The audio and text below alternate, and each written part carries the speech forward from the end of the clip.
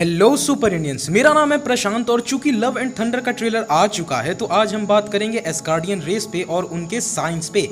और आज मैं बताऊंगा कि किस तरह हजारों साल बाद शायद इंसानियत भी एस्गार्डियंस की तरह पावरफुल हो सकती है। साथ ही हम ये भी जानेंगे कि कॉमिक बुक की दो सबसे फेमस रेसेस यानी एस्गार्डियंस और क्रिप्टोनियंस में कौन ज्यादा उन्नत रेस है। तो शुरू करने से पहले आप लोग जल्दी से कमेंट करके ये बताएं कि इन दो रेसेस में आपको कौन सी ज्यादा कूल लगती है। And now let's get to the video. MCU ने इन 15 सालों में हमें कई कॉस्मिक रेसेस से मिलवाया है। क्री, जेनवोबरी, टाइटन्स, जेंडारियंस, स्क्रल्स और कई सारे, जिनमें से एस्गार्डियंस ही एक ऐसी रेस है जिसके बींग्स एक अलग ही लेवल पे पावर होल्ड करते हैं।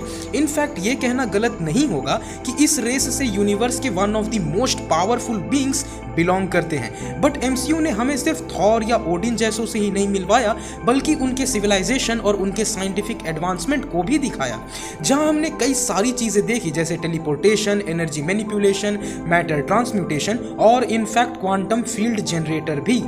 तो अब चलो चलते हैं इस रेस के पीछे की साइंस में। तो आप सबने कार्दाशेव स्केल के बारे में सुना ही होगा।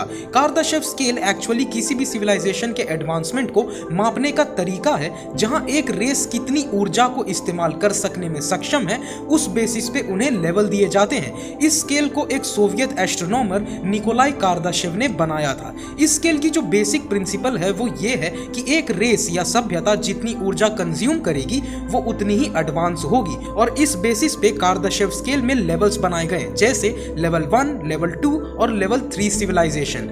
लेवल 1 सिविलाइजेशन उस सिविलाइजेशन को कहा गया जो अपने पेरेंट स्टार से उस प्लेनेट पे पहुंचने वाली सारी ऊर्जा को इकट्ठा और इस्तेमाल कर सकते हैं। जैसे अगर हम पृथ्वी की बात करें देन अर्थ को सन से 2 × 10⁻17 वॉट्स एनर्जी मिलती है, जिसमें हम ह्यूमंस 2 × 10⁻13 वॉट्स एनर्जी कंज्यूम करते हैं। जिस वजह से देखा जाए तो हम ह्यूमंस लेवल 1 सिविलाइजेशन भी नहीं बन पाए हैं अभी तक। हमें अब भी अपने करंट एनर्जी कंजम्पशन को 10,000 गुना बढ़ाना होगा, तब जाकर हम लेवल 1 सिविलाइजेशन बन पाएंगे। अब लेवल 2 सिविलाइजेशन, ये सिविलाइजेशन जो होगी वो अपने पेरेंट स्टार के पूरे एनर्जी आउटपुट को स्टोर, चैनलाइज और यूज कर पाएंगे। यानी अगर हम अपने सोलर सिस्टम की बात करें देन हमारे सन की कंप्लीट पावर आउटपुट है 3.828 × 10⁻28 वॉट्स और इतनी ऊर्जा हर वक्त जनरेट होती है। तो अगर हम ह्यूमंस इस पूरे एनर्जी को हार्नेस कर पाते तो ह्यूमन सिविलाइजेशन फिर लेवल 2 सिविलाइजेशन मानी जाएगी। तो क्या एस्गार्डियन लेवल 2 सिविलाइजेशन है? बिल्कुल नहीं। एस्गार्डियंस लेवल 2 से बहुत बहुत बहुत ऊपर है। एक स्टार के पावर को हार्नेस और स्टोर करने के बाद पूरे रेस छोड़ो, ये तो उतनी ऊर्जा से बस अपने वेपन्स को फोर्ज करते हैं। सोच सकते हो इनकी लेवल 2 मतलब एक स्टार के ऊर्जा से पूरी सभ्यता चलाना। बट एस्गार्डियंस एक तारे की ऊर्जा से बस अपने मेटल्स पिघलाते हैं। कमाल है यार। वो कहावत है ना कि जिस तूफान में लोगों के आशियाने उड़ जाते हैं हम उसमें अपने कपड़े सुखाते हैं। एस्गार्डियंस इस बात को सच करके दिखा रहे हैं गाइस। खैर, तो लेवल 3 सिविलाइजेशन वो है जिनके लोग अपने पेरेंट गैलेक्सी में जनरेट होने वाली पूरी ऊर्जा को ही हार्नेस, चैनलाइज, स्टोर और कंज्यूम करने की कैपेबिलिटी पालें।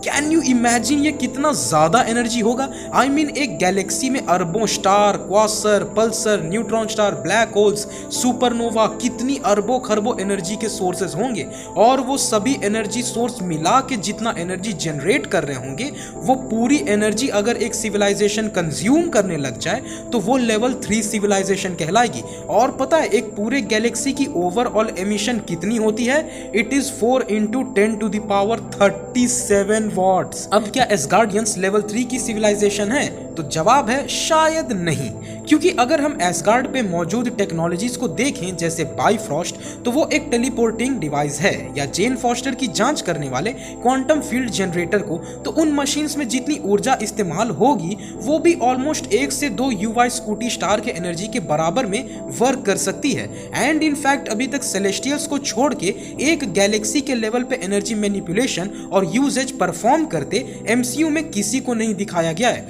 वो भी जब अरिशम ने दिखाया था कि सेलेस्टियल सेलेस्टियल्स कितनी आसानी से गैलेक्सीज क्रिएट कर देते हैं। वहीं अगर मैं किसी दूसरे कैरेक्टर की बात करूं जो इस लेवल पे एनर्जी को हार्नेस और चैनलाइज कर सकता है तो मैं डोरमामू को मानूंगा। कॉमिक में ये फीट्स ओडिन और थॉर भी परफॉर्म कर पाते हैं, बट एमसीयू उस लेवल पे अभी एसगार्डियंस को शो नहीं करा है। तो देखा जाए तो एसगार्डियंस की करंट सिविलाइजेशनल एडवांसमेंट कहीं ना कहीं लेवल 2 और लेवल 3 के बीच है। वैसे लेवल 2 से बहुत ऊपर और शायद लेवल 3 के नीचे। रही बात क्रिप्टोनियंस की, तो वो भी एक ट्रांस कॉस्मिक सिविलाइजेशन है, यानी वो तो यूनिवर्स में घूम घूम कर प्लैनेट्स को कोलोनाइज तक किया करते थे, बट उनकी भी सिविलाइजेशनल एडवांसमेंट यही लेवल 2 से लेवल 3 के बीच की होगी। और ऐसे सिविलाइजेशनल एडवांसमेंट के बाद कोई भी रेस खुद को और उन्नत करने की तरफ बढ़ती ही है। साथ ही हम ये भी मान सकते हैं कि एक जीव का विकास जिस क्रम में होता है वो उतने ही डिफरेंट बनते हैं। ह्यूमंस का इवोल्यूशन एक ऐसे ग्रह पे हुआ जहां का वातावरण कुछ ज्यादा ही कंड्यूसिव था, इसलिए इंसानियत इतनी वीक रेस बनी है। वहीं अगर हम देखें किसी ऐसे माहौल को जहां जीवन को सर्वाइव करने के लिए और टफ बनना होता, तो उस हालत में जो जीव वहां बनते वो ऑफ कोर्स ह्यूमन से ज्यादा स्ट्रॉन्ग रेस होगी। Same goes with Kryptonians and Asgardians. उन्होंने अपने ऊर्जा का ऐसा सोर्स बना लिया जो इंसानियत कभी अटेन नहीं कर पाएगी। क्रिप्टोनियंस सूरज से ऊर्जा लेने की बायोकेमिकल प्रोसेस डेवलप कर लिए और एसगार्डियंस एनर्जी हार्नेस करने का ऐसा तरीका खोज लिए जो देखने में इंसानों को जादू जैसे लगने लगी और इंसान एसगार्डियंस को गॉड मानने लग गए। But at the end it is all science. तो गाइज ये था हमारा आज का वीडियो जहां पे हमने बात की एसगार्डियन रेस और उसके सिविलाइजेशनल एडवांसमेंट के पीछे की साइंस का। अगर आपको ये वीडियो पसंद आई हो तो इस वीडियो को लाइक करें और अपने दोस्तों के साथ शेयर जरूर करें। साथ ही कमेंट करके हमें ये बताएं कि एसगार्डियंस और क्रिप्टोनियंस में कौन सी रेस आपको ज्यादा कूल लगती है। और ऐसे ही सुपर ऑसम कंटेंट के लिए हमारे चैनल सुपर इंडिया को सब्सक्राइब कर दें और सारे वीडियो सबसे पहले देखने के लिए नोटिफिकेशन आइकन को प्रेस कर दें। तो मिलते हैं अपने नेक्स्ट वीडियो में। Till then bye bye.